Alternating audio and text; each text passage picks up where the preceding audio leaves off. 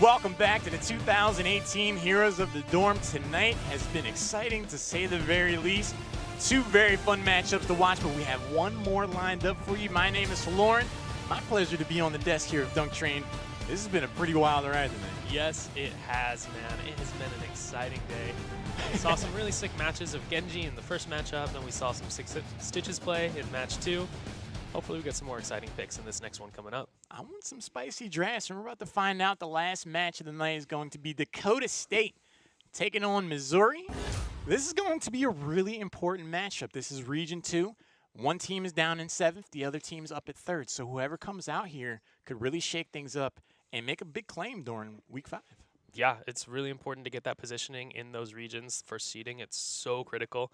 Plus, if you're a lower ranked team, you're ranked 7 team in your region, and you get to take out rank 3, ooh, that feels good. Yeah, feels good, man. Yeah. Let's take a look at Dakota State, though. On this side, we have Blue, 1442, Nub, Rapido, Uber Knife, and Bobby Hill. They want to give a shout out to their esports club. They definitely have support there on that front. Join your Tespa organization, kids.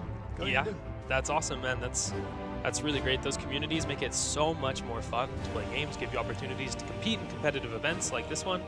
And competitive events are what I live for, so highly recommended. Yeah, they also like to hang out and go to McDonald's to discuss strategies and past games. That's pretty cool. But let's take a look at Missouri. They're craving a hard-fought fight. I spoke with the captain the other day, and they're like, we've had some ups and downs over the season.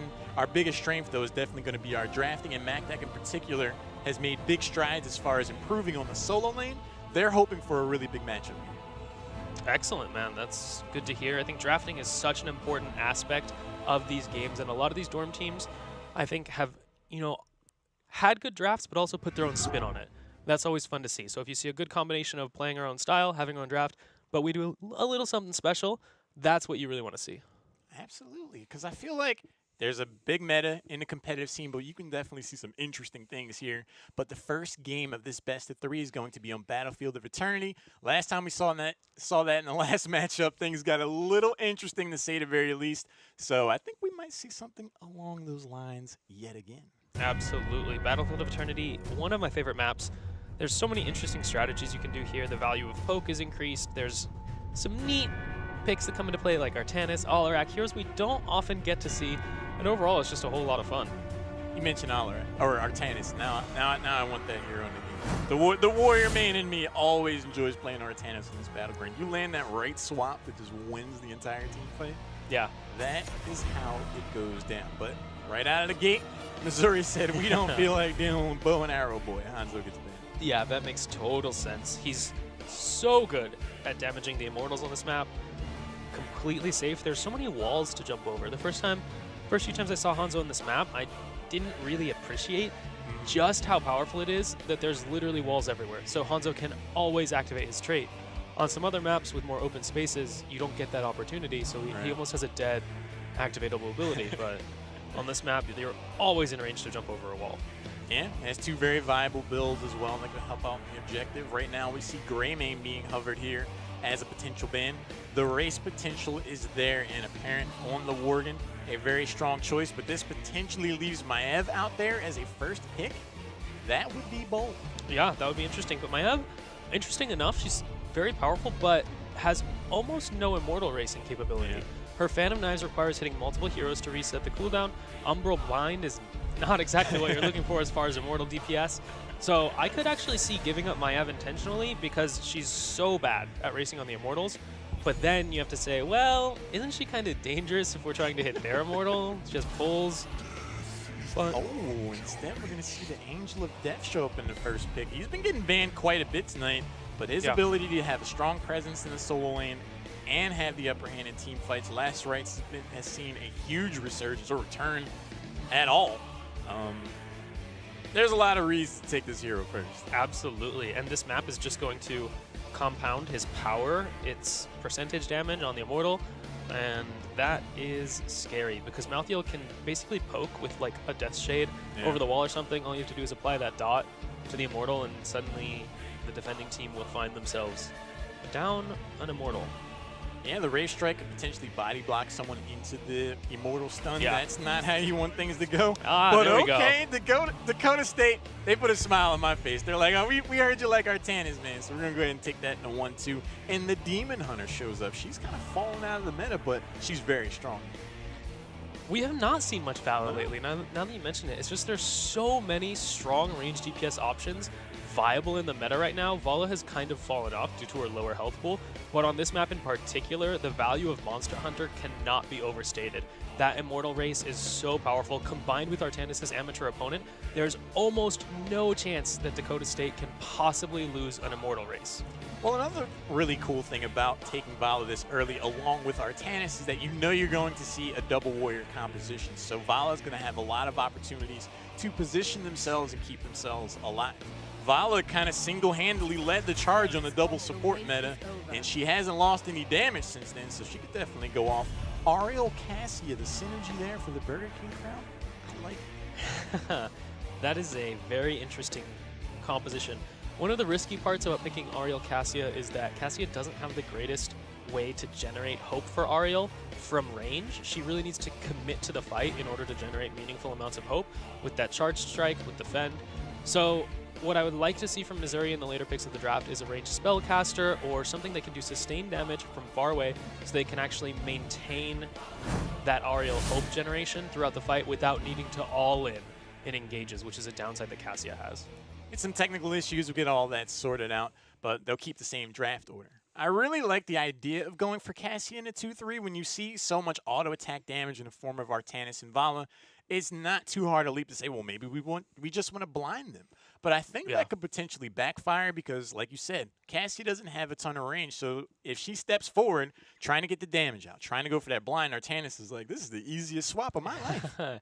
Absolutely. Plus, Cassia's teamfight value, so much of it is based on charge strikes, her activatable.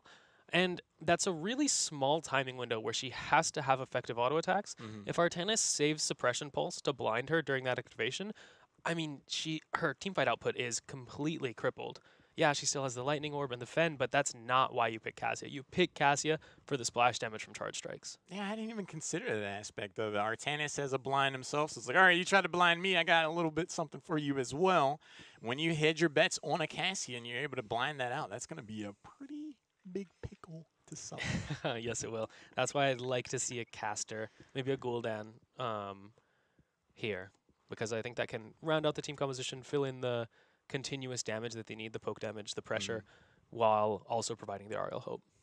Battlefield of Eternity also invites a lot of chaos, especially over the objective, so a hero like Gul'dan could do wonders with their heroic Horrifieds. Like, Mortal Stun comes down, it'd be a shame if I press my R key and you magically wade into the stun and then set yourself up for the free kill for us.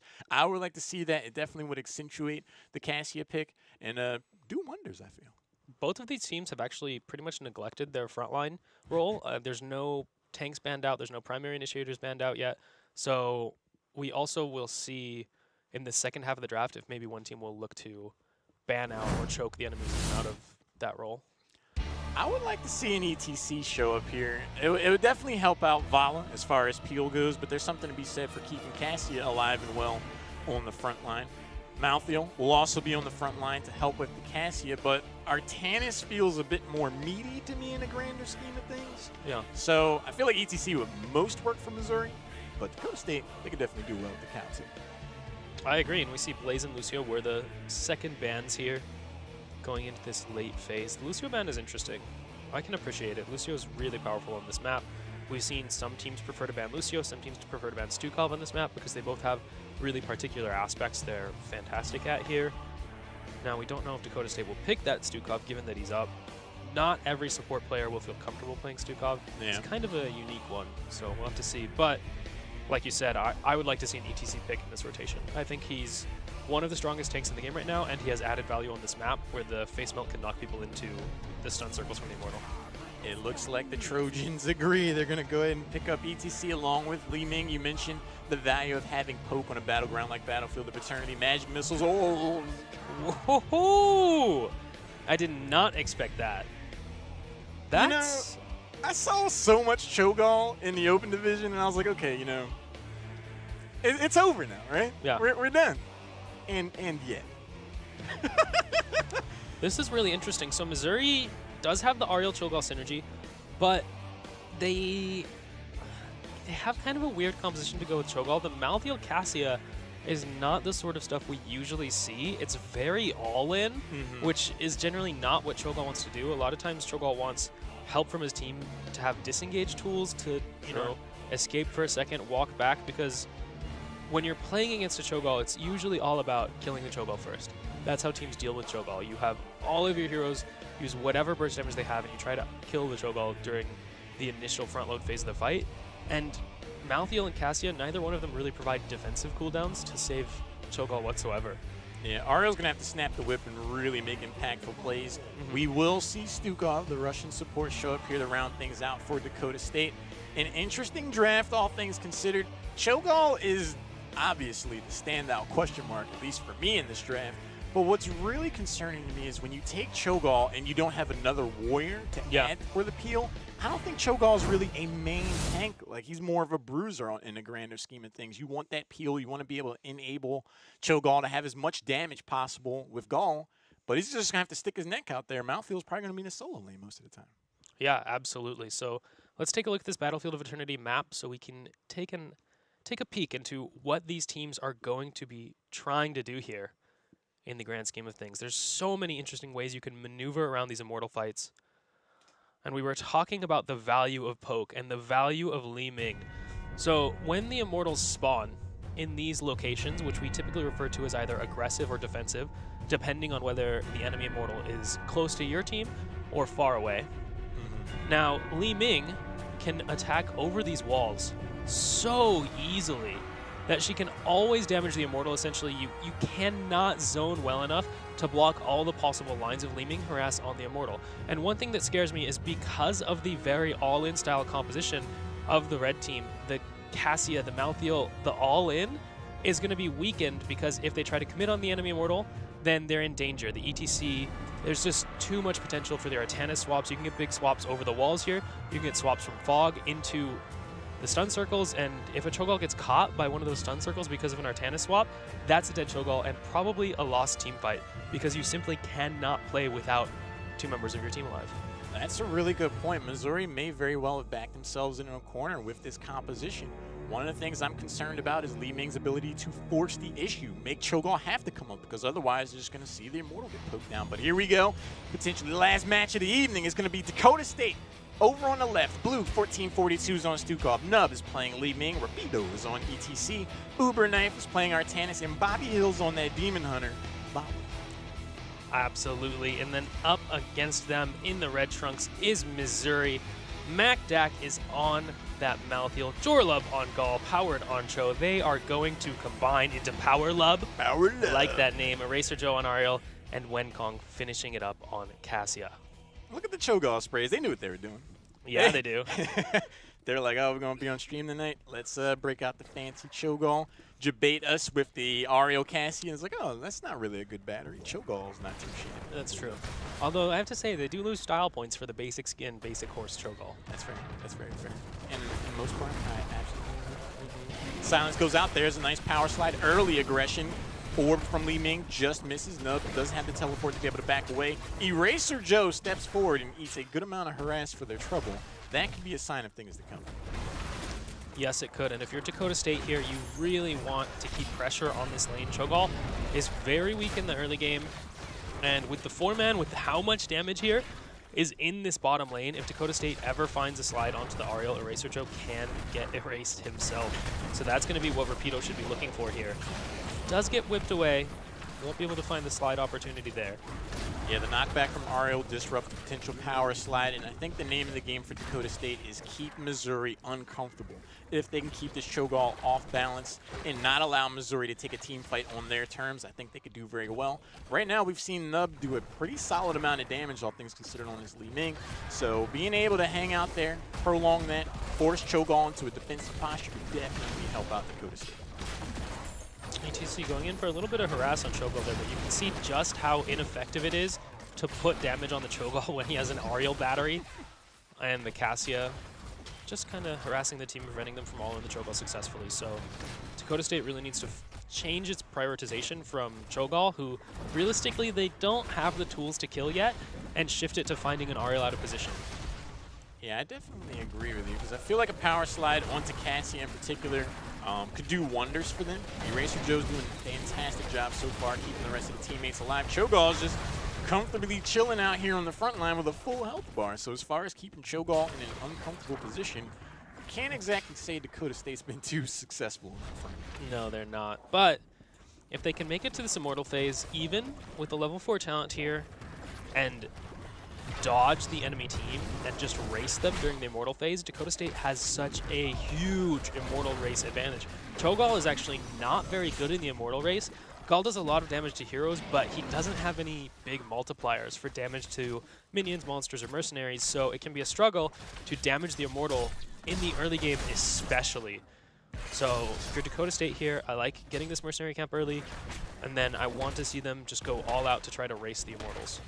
One of the tough things about taking Cho'Gall is that you are down a body to establish these macro options. Heads up play by Dakota State allows them to go over and get this Bruiser camp at almost the perfectly timed moment. First set of Immortals are going to show up. Eraser Joe rotates over towards the top. Bobby Hill was able to hearth back. A nice detainment strike goes onto Uber Knife. He's about half health, but no follow-up there from Cho'Gall. Li Ming's getting that poke game going. It might force the issue for Missouri. Yeah, I mean, look at that Immortal damage from Dakota State. They're so far ahead on this Immortal DPS. All they need to do is extricate themselves without dying here. That's the big risk. As long as they can do that, the Immortals will be spawned on aggressive sides, and they can either commit to the race or poke it down with Vala Li Ming at almost no risk. Yeah, Bobby Hill and Nub can definitely set themselves up to be safely positioned, and it's going to be a call to action of sorts from Missouri. When Kong leads the charge, Cho'Gall throws the bowling ball, is able to peg Bobby Hill, but look how healthy that blue Immortal is right now. That's going to give Dakota State all the time in the world to come away with the first objective. There's the swap. Uber Knife trying to go in, actually gets stunned, and then the bank shot from Ariel puts Artanis in a compromising position, and when Kong goes forward for the shish kebab, Rapido's there for the save. Now, meanwhile, the top lane was pushing for Missouri and actually secured them that half a level lead because of taking down that front wall on that top fort. Because their Bruiser camp was a little bit later, Dakota State did not have the opportunity to clear it, so they're having to clear it now. There's a nice orb over the wall. Maybe this Immortal could very well end up going over to Missouri, who fell way behind in a race, so to speak, but the defense at the moment at least is holding. Nub is able to safely throw magic missiles and orbs over this wall, though, so without a decisive takedown or anything, it will be Dakota State coming away with a pretty nice shield on this Immortal. Very nice shield indeed. Missouri did a good job there to stall out. After that very one-sided first phase, they did manage to kind of stem the bleeding. They got a little more than half the Immortal damage done with that Malthael split. So that was well played by Missouri in that second phase. That's exactly what they needed to do, stall it out. It wasn't realistic to win the Immortal, unless Dakota State messed up and died, but they did a good job stalling. Immortal rocking and rolling in the top lane. A nice zoning lurking arm is going to allow Dakota State to take down at least one of these towers. The shield's now gone. Eraser Joe enjoys the luxuries of a full bar of hook. Pass around if things get spicy. Rapido's looking for the right power slide if he's able to. The Eraser Joe's going to be there. Cho'Gall is the target. There's the stun, but the face maul is just going to knock him away. A nice knockback there by Eraser Joe. Yeah, and a very nice shove by the Gall for Power Love to try and get on the other side of the DTC to dodge the face melt into the team. And without finding an opening to get a pick there, Dakota State will walk away from with the fort, but not anything else. And against this Cho'Gall, you really want to be further ahead than half a level. I mean, when you factor it all together, Missouri definitely seems to be doing all right. Losing that fort is not exactly ideal. Most defenses can keep the first structure alive after the first set of, after the first Punisher or Immortals picked up. But I mean, with this lack of lockdown, you just have Ariel's whip for the stun. I think Missouri's doing pretty well. They are. They're doing fine. And the name of the game for Missouri is to just hold on. Bleed out slowly. That's all you can do when you're playing a Cho'Gall comp. You have to get to the late game. And so far, Missouri is doing that. Their mission goal, their win condition is to get to the late game with both keeps intact and not very far behind in experience. That's what they're aiming to do. And so far, they're being successful. For the sake of Dakota State, I feel like they need to try to get every ounce of structure damage that they possibly can, and it looks to be exactly what they're planning to do. 1442 eats a good amount of damage from that tower, though. Eraser Joe's going to be joined by Winkong and Power Lub over here in the bot lane. So the defense is going to be in. The next set of mortals is already going to show up, and that talent was actually already completed by Cassie. Yeah, very nice. We see Cassia going for the Q build, which is interesting. Additionally, Cho'Gall is stacking up his Rune Bomb like usual. He's in 9 stacks right now. Ooh, an engage onto Ariel here. A nice ETC power slide, but they don't have the follow-up. The Leaming Magic Missiles miss, and the Stukov Lurking Arm is not enough to keep Ariel from healing. At the end of it, that kind of felt like a negative trade for Dakota State. I really want to see the synergy of ETC and Stukov come online. A power slide into the silence is exactly what I was looking for. Bobby Hill steps forward, tries to get first blood, immediately gets blinded. Heads up play there by Winkong. It feels like Dakota State is just a little bit light on damage in this bottom lane. And now you see both of these solo laners are killing the enemy Immortal. And these are in aggressive positions, so it's very easy for both teams to DPS it down. It's hard to cross the map in time to defend your own Immortal there, which is good for Dakota State because they want to race. At the same time, they're about to hit level 10. So now we should see Dakota State going across the map, using their map control, their heroic talent tier advantage in order to secure this Immortal. I'm really glad to see Missouri just decide to step away. Level 10 Yarkeys come online for Dakota State. Hanging around here could have been very hazardous for Cho'Gall and crew's health. They decide to go out to other places, forfeit the next Immortal, but they do pick up the siege camp to try to offset some of this pressure they're about to have to deal with. Very well. Shot called by Missouri. You absolutely have to give that Immortal up. You're right. And while they wish they could have done more damage to the shields, you take what you can get. When you're behind level 10, when you don't have those heroics, you just can't step out. But now they do. They have the Hammer of Twilight, so they can have that snap stun available should they need to. Eraser Joe's done very well with these whips, so we can definitely see some chain stun lockdown action for Missouri. But the pressure's on. Shield getting readily poked down. Eraser Joe has a full hope bar.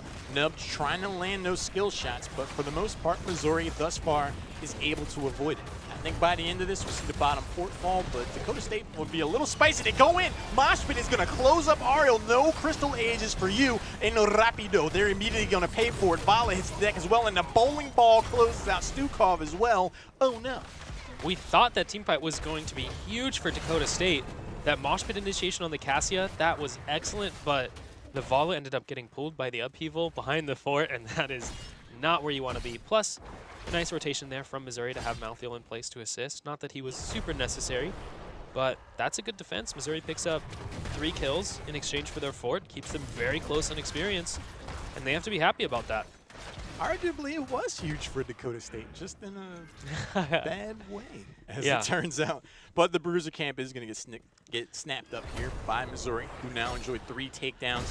And that was the really first stance that we saw of them saying, hey, you can't just push us around. The mosh pit was a nice setup, and they are going to be able to take down Ariel, who had a full hope bar. So getting that engagement, it has to feel good at the beginning, but that turnaround response was quick and precise. Missouri showing that they know how to pounce. Yes, it was. And this Gaul player has actually been outstanding. It's been fantastic shoves to keep Cho'Gall out of danger. But now the pull-in plus the Ariel Age is going to do so much damage to Dakota State, but just not enough. Rapido now has the last rights on him, and it will be a takedown. Malthael securing that kill right as the ETC thought he was going to walk away. Malthael sends his regards to ETC. There's going to be the 4th takedown. The Picasso paintbrush swipe from Stukov is not going to be enough. Vala gets to sit the next little bit out. That's going to be the first fort of the game for Missouri, who find themselves now ahead in experience and firmly in the driver's seat. That tactic of just waiting things out, bleed out slowly, looks like it's paying off though. Yes, it is, and Missouri State has put themselves in an excellent position moving forward. They're now ahead in experience. They managed to equalize a little bit of the structure deficit, which is very important. Plus, you're getting Cho'Gall ever closer to that level 16 talent tier, which is where he turns into an absolute beast.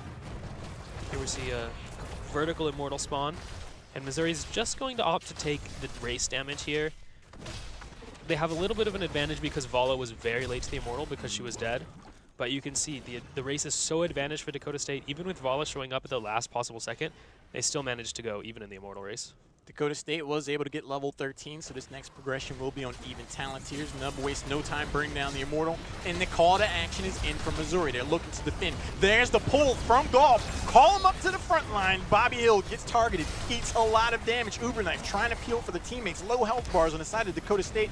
Rapido's been over there fighting the good fight against Mouthfeel, and Ariel somehow gets out. And the defense is successful, but the Immortal is claimed. I did not expect Dakota State to actually be able to secure that Immortal without losing anyone. That was very well done by them to actually get out of that sticky situation with no losses. Very close, very well done. And now they've actually opted to go to the bottom side of the map instead of following the Immortal. We don't see this very often, but if a team feels like they can't get to the Immortal fast enough to push the enemy team off it and zone them away, you can instead go to the other side of the map and try to get whatever structure value you can while the enemy team is defending. I actually think this is a really cool decision by Dakota State. They understood that they had the Hearth back after being so heavily poked down. Rather than chase after the Immortal, let's just see what kind of value we can get in the other lane while Missouri deals with the objective. But they want to be careful now. Gall, thankfully, does not have that heroic to yank someone out of position. Bobby Hill almost found out what that's like. This time, they don't overstay their welcome. They back out successfully so. And these tight chokes are so risky for Dakota State. The Gall damage is absolutely unbelievable. In this sort of situation, you can see Missouri really wants this fight, but the beautiful Stukov lurking arm is going to completely zone Missouri, and they decide they cannot afford to walk through that choke. Yeah, we saw Missouri looking like they were trying to build up a sense of momentum and try to get back on the offensive, but that lurking arm definitely took some of the wind out of the sails. If ETC was able to go in for a power slide as Cho'Gall is backing out, we could be talking about a very different conversation, but Cho'Gall is going to be able to escape. We see Dakota State keeping the pressure on in his bot lane. MacDac doing what they can, getting this soak up top, keeping themselves ahead in experience. Dakota State is conceding that they're not getting top lane experiences too far pushed forward. So what they are going to do is to try to poke down this keep on the bottom lane. The thing is, they just don't have enough long-range structure damage to realistically threaten this keep in the timing window that they have. And that means that Missouri is going to get ever closer to level 16, and Dakota State's just incrementally falling bit by bit behind further. Yeah, the only thing they were really doing there was tempting fate, because if Gall pressed the R key and everyone got yanked into keep range, that could have gotten considerably awkward. The next Immortal phase is going to be here in about 10 seconds. We see the macro play come into effect for both teams. They both decide to go for their Shaman camps, and the rotation is in towards the mid. At level 13, Artanis went for triple strikes, so they're more emphasizing the Immortal race. With these defensive positions, it looks like they could get some value out of that. This was such a nice spawn for Dakota State, but will they be able to get out in time this time? Huge pull-in on ETC and Artanis. ETC is instantly killed here. Now Mouthfeel has the opportunity to try to take down the Artanis with the Last Rites, and the Gall Shadow Flame over the wall will make sure the Last Rites secures the kill, and that is a 2-for-0 in favor of Missouri. And the pale horse you rode in on. I'm telling you, you think you're out, you think you're safe, and then Mouthfeel finds his R key on the keyboard, and suddenly you're sitting the rest of the thing out. But this could very well be the first Immortal going over to Missouri. They enjoy at the moment a tier advantage. Two members on the side of Dakota State are sitting things out, but look at the value had out of the Shaman camp. About 65% health left on this keep. They are going to commit Mouthfeel to go take care of that, but Wing-Kong and the crew could very well secure this Immortal. One of the problems with the situation right now is that Mouthfeel is really who Missouri wants to DPS the Immortal with, and the rest want to defend. Cassia, Ariel, Cho'Gall, they don't do that much Immortal damage. So they're actually going to go ahead and lose the Immortal here because of the misallocation of resources. They didn't appreciate that their defensive potential was so much higher than their offensive potential with those 3-4 heroes, however you want to call it. And so because Mouthfeel had to clean up that wave on the bottom, Dakota State gets bailed out of a terrible situation. Donkey called it out in draft, man. Artanis has a blind, as it turns out. Being able to lock down that damage was definitely a difference maker. There was only 549 health left on that Immortal. If you're in Missouri, you got to be a little bit frustrated with that. But they've been able to successfully defend before. They've actually started to get ahead most of the time when they were defending against the Immortal. So they're not exactly out of their element, but with this keep being threatened, their back is to the wall. This is Dakota State's opportunity for an engage. And here we go, a huge swap on Ariel, forces the Crystal Aegis instantly. Now it's about to follow up. The Cho'Gall's trying to disrupt. The upheaval goes down, and a huge smash from Gall is going to do insane damage, but the Mosh Pit is enough for Dakota State to take over this team fight as Artanis narrowly survives. And that's a 4-for-1 in favor of Dakota State. That team fight had more turns than a daytime soap opera. I was like, all right, that's a nice mosh pit. That should be the team fight. And then Gall gets the pull and yanks him in, and that damage came off like a wrecking ball to take down 4 members of Missouri. And Dakota State are going to make my friend Argy proud, going up 1-0 in this best of 3. Fantastic work from Dakota State here. Kind of got a little bit lucky by getting that Immortal and having the opportunity to take that fight. But hey, when the enemy team gives you an opportunity, when they give you an opening to win the game, and you take it, you make all the right plays, you have to give them credit for that.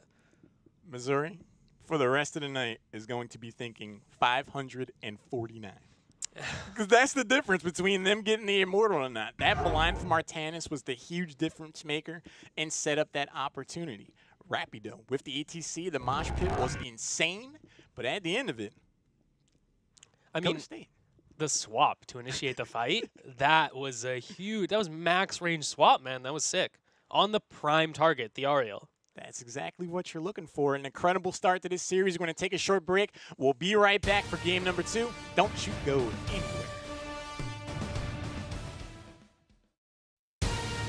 Welcome back to the 2018 Heroes of the Dorm. This last best of 3 for the evening has gotten off to an incredible start. It might not just be technically better if you ask Dakota State. They're trying to say they're flat out better than a strong opponent in Missouri.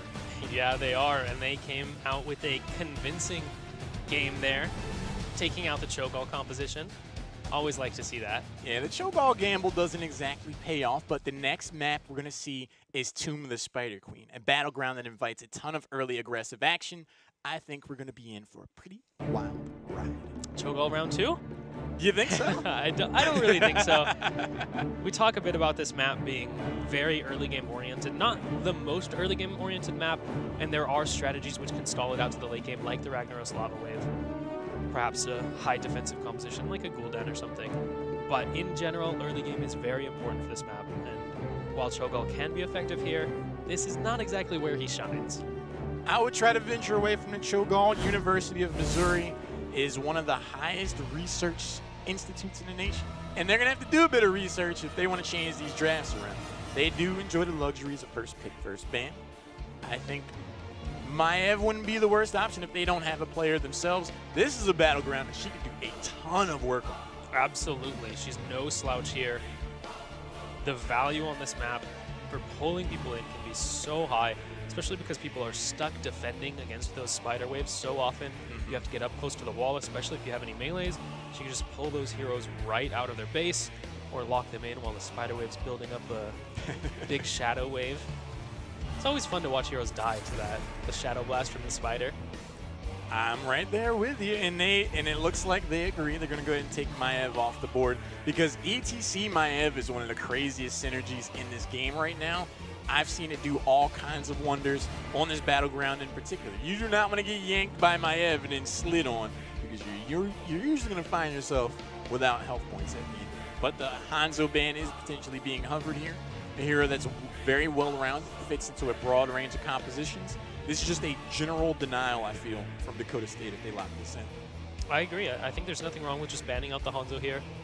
There's pretty much nothing you can say other than that. I mean, he's a strong hero. At this point, pretty much everyone has at least one player who's learned to play Hanzo, which was not true at the beginning when he was released. And we've just seen time and time again the Dragon Arrow is just such a powerful heroic. The initiation tool, even using it defensively if the enemy's trying to engage on you, you can deny the backline follow-up. So no surprise here to see the Hanzo ban out. Genji we probably won't see prioritized that highly on this map. While he still has access to Dragon Blade and that cleanup potential, not having any wave clear from one of your carry roles is very painful on this map. Yeah, if you find yourself in a defensive stance and you have no wave clear options, it could get pretty rough, all things considered. First pick here is for Missouri. They did very well with Malthael last go-around, and I'm not at all surprised to see them go back to that well. Absolutely not, and we've seen the priority on Malthael be super high all day today, even in the past. His value in the solo lane is so incredible. He beats so many of the possible 1v1 matchups. He's got good lane control. He's not very afraid of ganks because he's got some mobility if he chooses. And honestly, he just wins team fights, man. He's just good. He's just good. He wins team fights. He controls lanes. Such a potent hero. I mean, he does very well against a wide number of, or wide range of solo lanes. We could potentially see Ragnarok show up here for the spicy meatball. I wouldn't be too surprised to see that, but no, they're going to go a different way. They want to lock in Arthas and Blaze, starting off with the alphabet, AB. That is a funny coincidence, but also rather confusing to me. I don't really dislike Arthas or Blaze individually into Malthael, but locking in both seems a little bit frontline bruiser heavy into Malthael, who's doing percentage damage and heals off enemy heroes in the area. So I don't see how these two are going to enable Malthael kills in team fights. In the late game, it feels like the Malthael is just going to threaten these two heroes way too much. Well, the big question mark for me out of this, Dakota State did so well with ETC last round.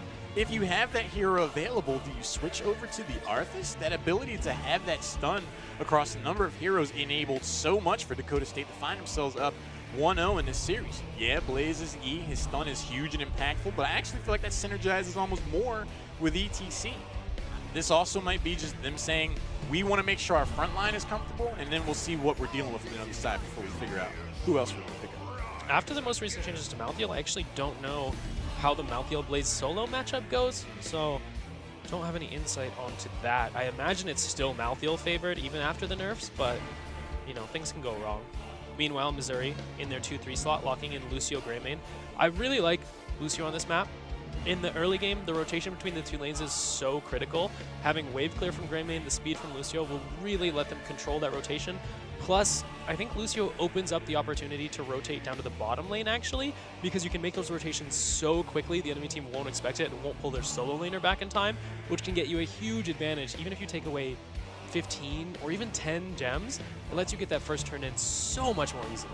You make a really good point there, because the ability to rotate down towards bottom is not something a solo laner normally thinks about. You see the rotation between mid and top often enough, you just kind of fall into this false sense of security where you're just like, all right, I'm just laying it against my opponent. I have to worry, oh wait, they're rotating in and I'm dead.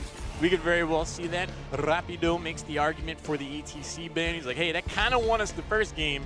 We're not looking for game 3. I think that's a strong ban as well. ETC, one of the tanks that makes fantastic usage of the Lucio speed boost to get in position, get fantastic power slides, mosh pits, whatever he wants. So not really surprised there by that ban.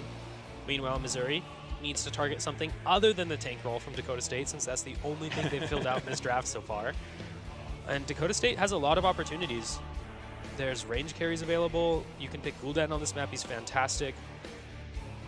They still need their healer as well. So there's just a lot for Missouri to ban out here. And look at those bans. They don't really impact what Dakota State's looking to do at this point. Like, they're not locking any critical roles out. Yeah. They're not really putting any pressure on them in the draft here. My thinking is, if I'm Missouri, I'm looking to ban out either Malfurion or Gul'dan. Gul'dan has that consistent backline damage. It's always something to worry about. Horrifies a heroic. They're going to go ahead and take the Stukov option away. They saw a lot of synergy there last game between ETC and Stukov. I actually feel like it would be that much more easy to have that kind of synergy with an Arthas, so I'm starting to see why they would go that way. Arthas lands the root. Blaze goes in with the stun afterwards. It is point-click simple at that point for Stukov to just turn off somebody's keyboard. Yeah. I wouldn't want to deal with all that, but Malfurion and Gul'dan are available. Ooh, and they're going to shake things up and go a different way. Whoa. This is a strategy that we don't see very much anymore. Tracer Tastar used to be hugely popular, especially in Europe in the pro scene.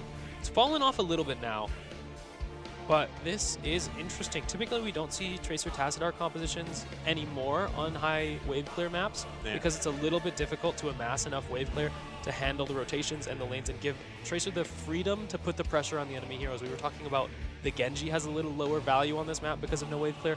Tracer's in a similar boat because after the removal of the wave clear talents from the supports, it's harder to just end up with enough wave clear without recruiting your damage dealer.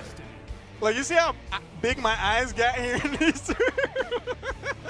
Interesting. All right, I didn't expect to see Diablo and Varian. That is definitely going to raise the brow of Tracer.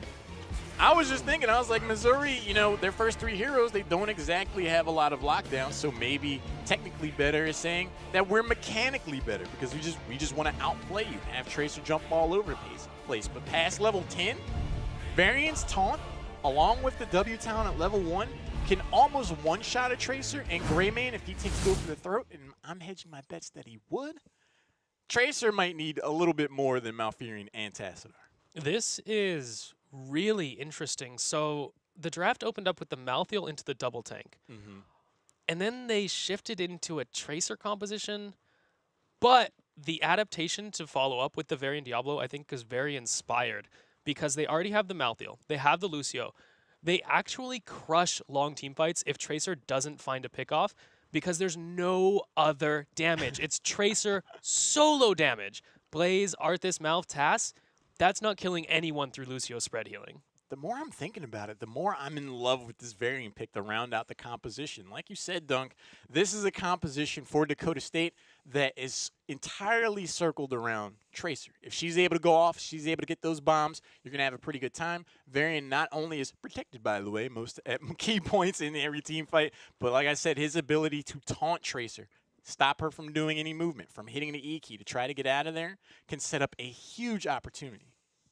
Yes, it can. And talking about opportunities, we're just about ready to go into game here.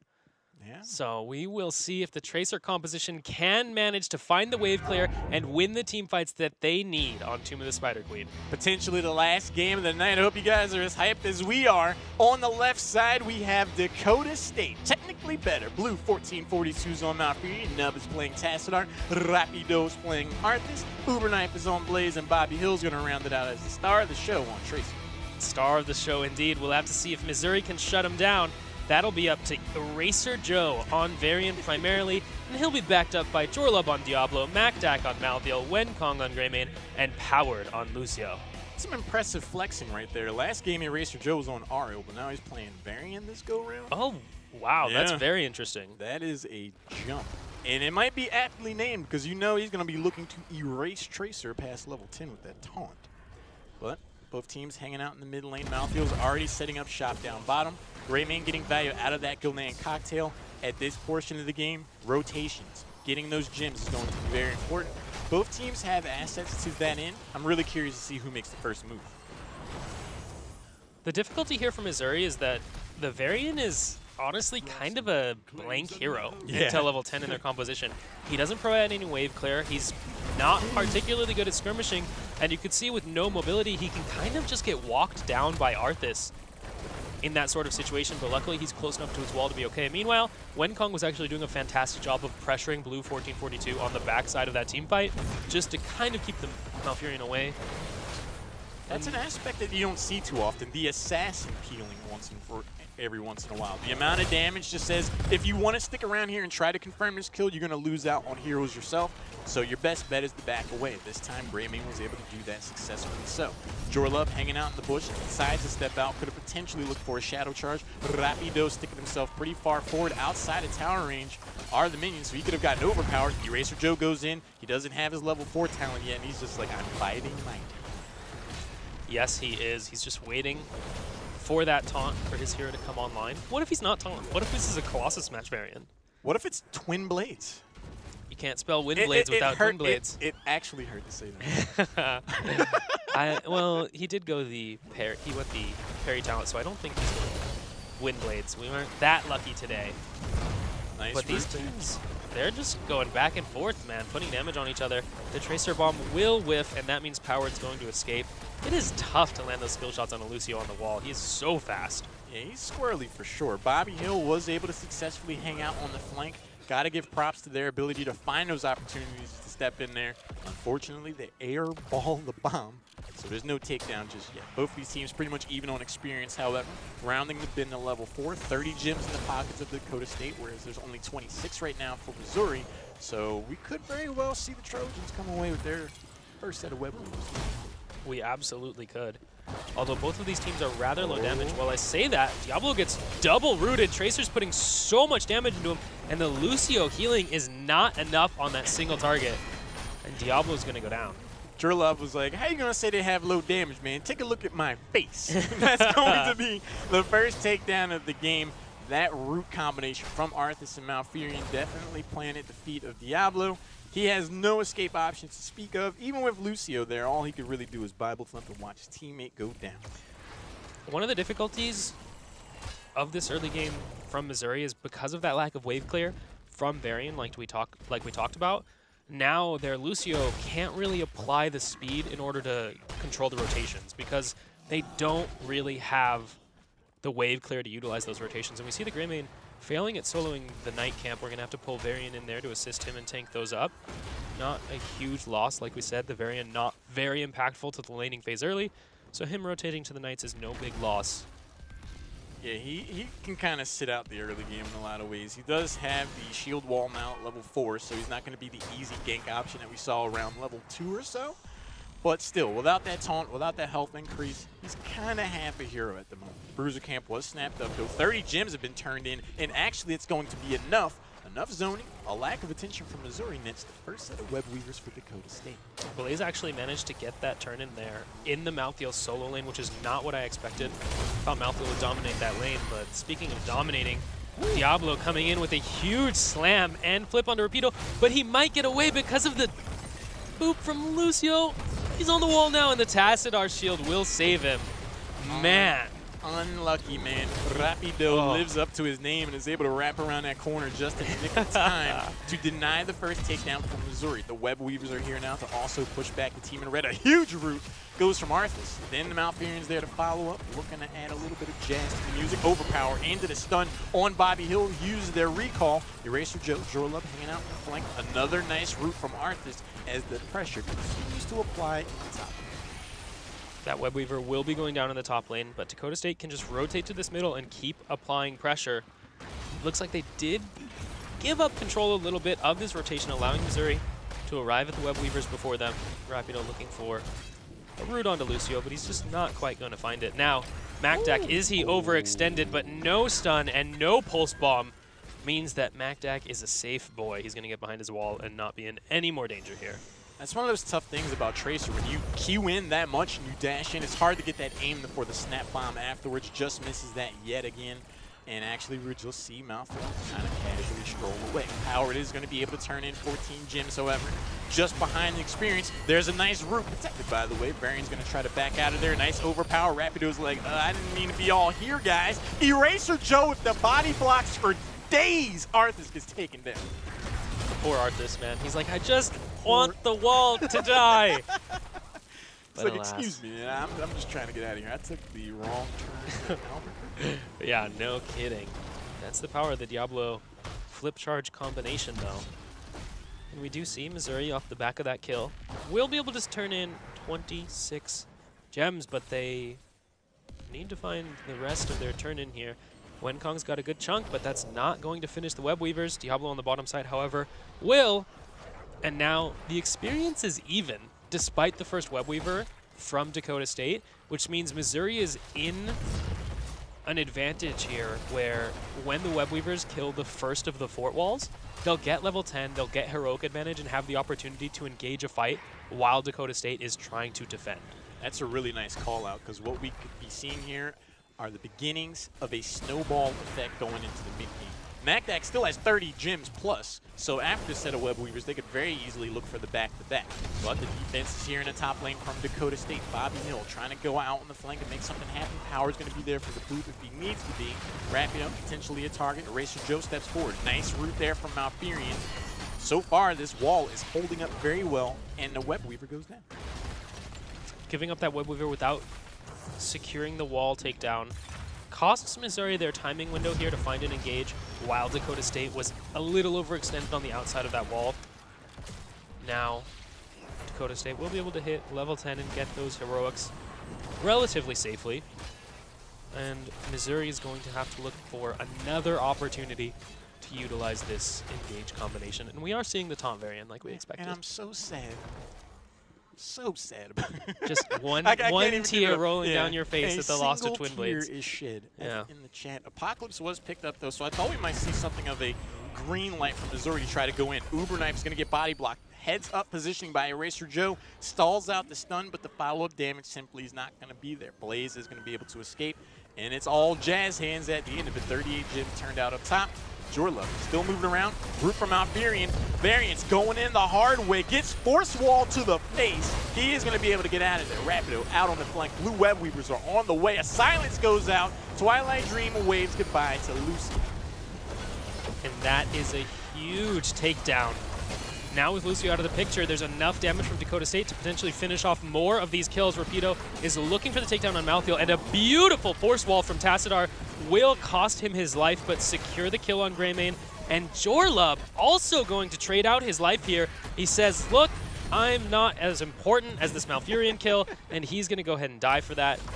Now the bunker was perfectly positioned to save Bobby Hill from that Varian engage, but Eraser Joe, he looked for the Tracer kill, didn't quite find it, but at least he walks away with his life. Even Eraser Joe tried to throw himself into the pile, and he was able to walk away there. Ooh. Jorlub comes in from downtown with the Shadow Charge. Bobby Hill, you know he wasn't expecting all that.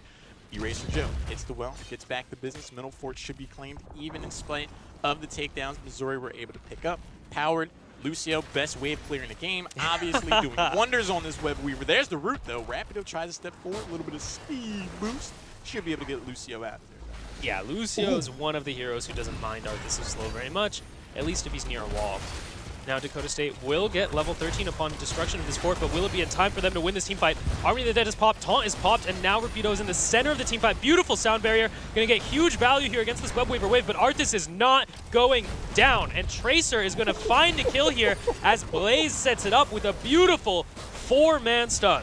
Uber Knife lays on the tackle, and it pays dividends for Dakota State, who find themselves on the charge and joining the luxuries of a tier advantage. They very well could back away and consider making a play for this boss. The death timers aren't exactly super long, so Missouri could very well try to make a play and come back there. 15 gems in the pockets, though, so we could actually see another set of Web Weavers. Really curious to see how they decide to play this out. Arthas is going to go ahead and jump back. Uber Knife was a huge playmaker in that whole progression. Yes, he was, and that was a fantastic series of events for Dakota State. The Arthas baited so much focus fire. He popped the Army of the Dead early, and I honestly thought it had been a mistake. I thought Missouri would just walk away. The fort was already almost dead, but instead they engage into the Army of the Dead, and the Arthas says, come at me, bro. He's just way too tanky. He has so much sustain from the Malfurion, the Tassadar, provided with that army. It's just really nicely done by Rapido. Rapido said, catch me outside, how about that? But anytime we see the taunt going on anyone but Tracer, and it doesn't immediately net a kill for Missouri, I feel like that's the wrong play. Keeping that taunt there is just a threat to Tracer to say, hey, Bobby Hill, you jump in here at your own peril, because at any point, I can press my R key on you, and you can end up getting blown up. Once we saw that taunt go in on Arthas, I was like, well, this team fight could very well go not in a way of Missouri. Another nicely placed Force Wall, but it opens up an opportunity for Diablo to go in. Another nice route, though, is going to help Dakota State get out. A little bit of anti-synergy from the Task Force Walls and the enemy Diablo. Meanwhile, Zorlub out in the middle of the map, thinks he's safe, but the Tassadar Force Wall kind of sending a message here, forcing him to back up. Luckily, the rotation from Missouri is in time to push Dakota State off of attempting that Diablo kill. And Uber Knife has to rotate down to this bottom lane. A little bit of pressure from the Siege Giants. Will this be the opening that Missouri needed to get a turn in? And it is. Malthael secures that on the bottom side, and that's going to be another set of Web Weavers for Missouri. Nice Shadow Charge. No Apocalypse follow-up, however. Force Wall was going to be there. Rapido does have the Army of the Dead to call his friends out should things get dicey. Looks like we're going to see Missouri rotate up top. Eraser Joe casually strolls away. No Force Wall there from Nub. This could very well be the first fort of the game for Missouri. But Dunk, at some point, I really want to see Diablo go in with this Apocalypse. Absolutely. He has the tools to hard engage, but at this point, Malfurion's level 13, so he does have Ice Block. Tassadar has the Dimensional Shift. Tracer has the Rewind. So he actually can't guarantee a confirm on the combo on, you know, any of the squishies from Dakota State. I'm actually really impressed with that macro decision. Missouri showed like they were going up to the top lane, and then they just double back and juke Dakota State and was like, well, we'll just take this middle court for free while you're clearing out top lane if you don't mind. Eraser Joe goes in. There's a stun from Jorlub afterwards. Calls down the bunker. Hopefully buys enough time. He's in there full of Monka S. They crack the eggshell. He comes out. Then there's the shadow charge and the overpower. Uber Knife could very well get taken down. He does. There's the root. There's the sound barrier. Let's press our R keys, everyone. We go in. Wing Kong super low on health. There's the taunt. Malfurion is going to get taken down. Jorlub, shadow charge, Rapido. Then there's the overpower. 2 for 1 so far. Rapido again finds himself body blocked. I remember how this goes, it says. And then the last rites does him in too. Yeah, that was a tough call from Dakota State. They had to decide if they wanted to take that fight with the Blaze going down right as they entered. And a beautiful Twilight Dream gets blocked by the perfectly timed sound barrier, just mitigating so much damage and allowing Missouri to have the tankiness to survive through all of that Chain CC. And then a beautifully timed taunt off of the Apocalypse cast just to make sure that actually confirms on Malfurion so he goes down without being able to use Ice Block. Very well done by Missouri, securing the isolated target, getting that pick off, and then winning the team fight. Tell you, man, Blaze sitting in that bunker was scarier than the Butcher trailer for Heroes. He was just in there like, guys, I could really use some help here. Unfortunately, it comes too late. Nub, Blue 1442, could find themselves jumped on by the Diablo, but other things are in mind here for Missouri, who find themselves picking up another set of Web Weavers. They've done very well thus far with this. This could open the game wide. Missouri has great map control here. They have 2 of the 3 lanes pushed all the way up to the enemy keep. They have 1 level advantage, not too critical since they're at the same talent tier. One thing about Missouri's composition, though, is with 3 melees on the team, they have a hard time sieging. So they really want to take a fight outside of this keep wall and maybe find an opportunity to win a team fight, then siege, since they won't have the tools to put serious damage on the fortifications in the siege. Well, Apocalypse is back up now, so Jorlub could definitely make a pretty exciting moment out of things, all things considered, but the Web Weaver's doing a lot of damage to this middle keep wall. Eraser Joe gets poked down quite a bit, has to back away. He jumps in, there's the taunt, but the follow-up isn't exactly there. Nice root from Arthas, forces out the sound barrier. Twilight Dream actually is going to get interrupted. It'll be right back after these messages. Bobby Hill has to jump out, carrying 51 gems as Tracer. That is daring and bold to say the least. A huge force wall isolates the members of Missouri, and so far Dakota State are successfully holding this mid lane. Yes, they are, and they're rotating down to this bottom side, correctly guessing which side Missouri will rotate to. This allows them to destroy the Web Weaver without being under too much pressure. They will go for a taunt on Arthas, but that's not the target you are looking for. They won't commit to that kill. And now Tastar and Tracer get to clear this Web Weaver wave on the top. And that is an unsuccessful late game Web Weaver phase for Missouri. Secures them a little bit of an experience advantage and a couple keep towers, but really they were looking for a full keep there. You know they're maintain pressure. Yeah, you know they're feeling a little disappointed after all of that. If they got to take down a 2 there, that could have been the first keep of the game, maybe even more. The turn of attention goes on to Eraser Joe, who's getting protected, by the way. He's going to get rooted down. Rapido continuing to slow him down. Then the face wall, force wall holds him in there, and Varian Snoop gets booted. Very well done by Dakota State. You saw them pinging out the Varian. They suspected where he was. They had seen him rotate towards that bush, and the task force wall opens up. And Tascar Force Wall is so good at keeping people in range of Arthas. Yeah, that force wall with the Arthas slow is going to make the front line's job of escape pretty dicey, to say the very least, for Missouri. Blue Web Weavers are going to be here. Only a stopping gesture in the top and bottom lane, which means all eyes are now on mid. They go through one of the towers. The wall itself is pretty low as well. If Rapido gets the right route, and then there's the force wall to back it up, Jorlub could find himself in a pretty rough spot. Yes, he could, and you can see how much more value Dakota State is getting out of his Web Weavers because of the pickoff first, but Diablo is looking for the engage. The Pulse Bomb goes on Diablo. It's not going to be nearly enough damage, but Greymane finds himself in melee range of Arthas, protected by the sound barrier, but will it be enough? Tracer's looking for the kill, and the fantastic knockaway from Lucio is going to keep Greymane alive, but will it be enough to save the keep? Wing Kong just barely claws their way out of there. So much damage put on that back line is going to buy time for this middle keep to be put under serious pressure. The bomb goes in, or was that on Jorlub? Doesn't matter. His soul count is now 0. Power is going to be found out of position on an island and ultimately dumpstered. And actually, we can see very well Dakota State looking to end this game right now, Dunk. The shield is definitely going to be under assault. But Blue 1442 is pretty low on mana. Can they hold this out? This is going to be a tough core call to end here as Dorlub does survive, but on the backside, Eraser Joe and MacDac making quick work of Tracer, and that's the power of that variant to force out the damage on Tracer. Oh my gosh, that was a variant getting deleted. He apparently had no stacks of parry up, so he's not going to be able to protect himself, by the way. And he is going to go down underneath his own core. And actually looks like there's a town hall meeting as the top lane's going to make their appearance. A lot of low health bars on the side of Missouri. The bunker goes down and the force wall for the displacement. The core loses its shield down to 90%, rapidly falling. This displacement from the force wall is a huge problem for Missouri. Can they turn this around? Wincong out on the flank does have go for the throat. The core 69%, rapidly falling. A nice stun from Uber Knife almost is going to be enough, and the follow-up flame actually takes down Diablo when he's 1 inch away from the promised land. And I think Dakota State has done it and made a decisive victory here, 2-0, if they're able to hang on. Dakota State here with the Web Weavers marching down to the victory anthem here, ending up with no structures left alive for Missouri. That was a convincing win. Truman and Tiger has a sad face as Missouri goes down 0-2 in the last best 3 of the night.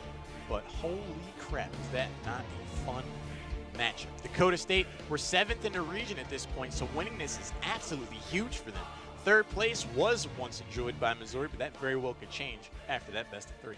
Absolutely it can. Those placements during the Swiss are so volatile, and that's going to definitely hurt their chances going into the playoffs. Man, this is week 4, so momentum, confidence are definitely things that you have to keep going into the last week of the regular season. It's going to be up to Missouri to have the grit, wherewithal, and everything else to keep themselves going. But I'm really surprised by Dakota State. This is our first time seeing them here on the stream tonight, and if they keep playing like that, it won't be the last. Absolutely not. They did fantastic there. Just capitalizing on every opportunity that they were given.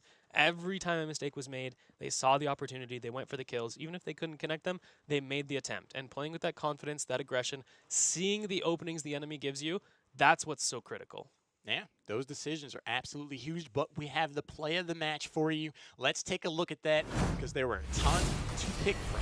Back on Tomb of the Spider Queen, level 10 to level 11. The bomb goes out, gets negated by the protection on Eraser Joe. A huge Twilight Dream gets things started. Low health bar. Lucio's going to be first to fall. The Apocalypse goes out as only a defensive gesture. The force wall makes Jorlov take the scenic route around there. And a huge route. The bomb goes in on the MacDac. The chase is on, and Dakota State definitely established themselves going into the mid-game off of this fight.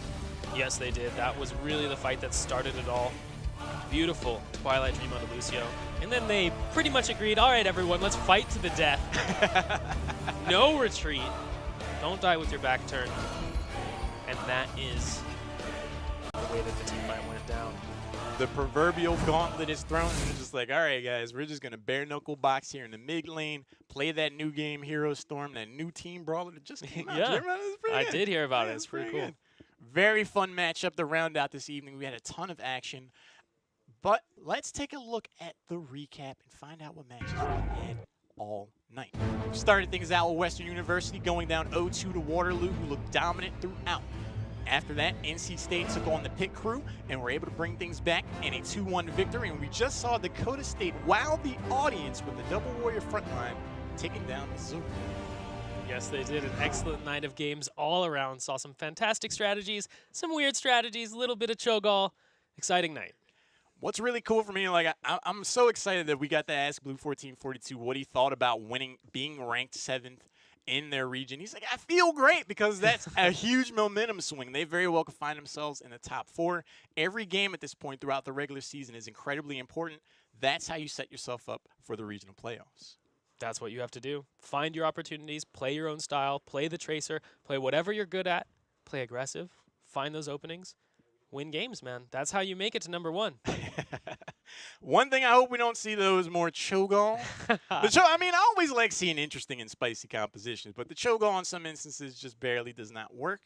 Hopefully no more Cho'Gall, but you never know where you're going to open up when you open a box of Here's the Dorm. I was about to say, is that a Forrest Gump reference? It's okay. It's okay.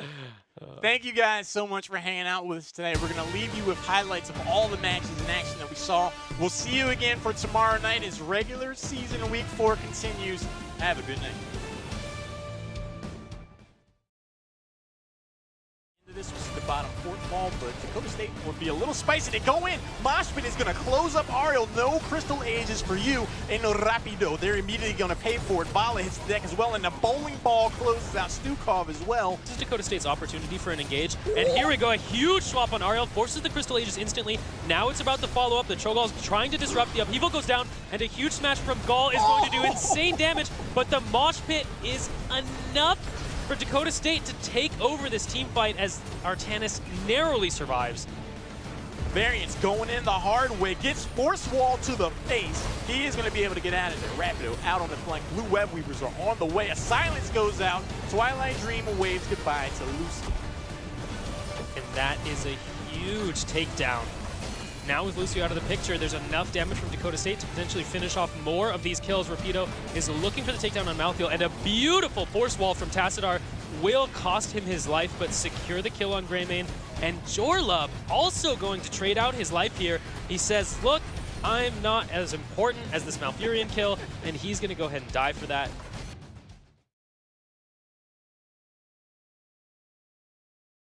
We have Blue 1442 getting lined up. I really want to pick his brain and see what he has to say about this matchup.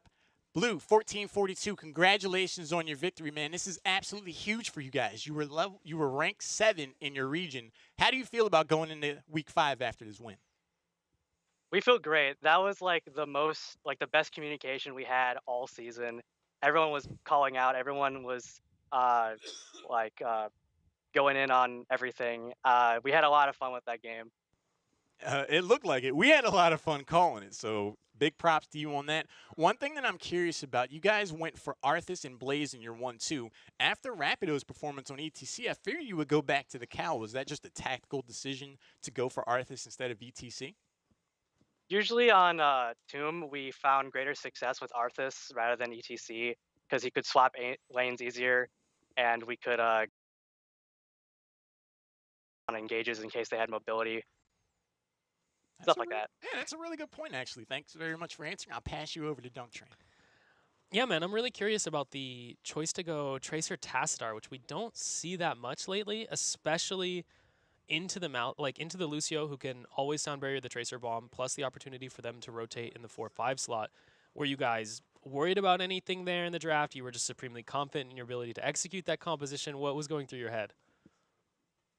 Going into Tomb, we already decided hey, let's go Tracer Tassadar on this map, and we were crossing our fingers hoping they wouldn't pick Varian first pick for some reason. Yeah. When they went for Varian last pick, okay, good. They only have one good counter versus us. We got this in the bag. Okay, very well done. Again, a huge congratulations to you, Blue 1442. Like I said, you guys keep playing like that. It's definitely not going to be the last time we see you. Can't wait to see how you do going into the regional playoffs. Great, thank you for having us. What an incredible night of matches we've had here.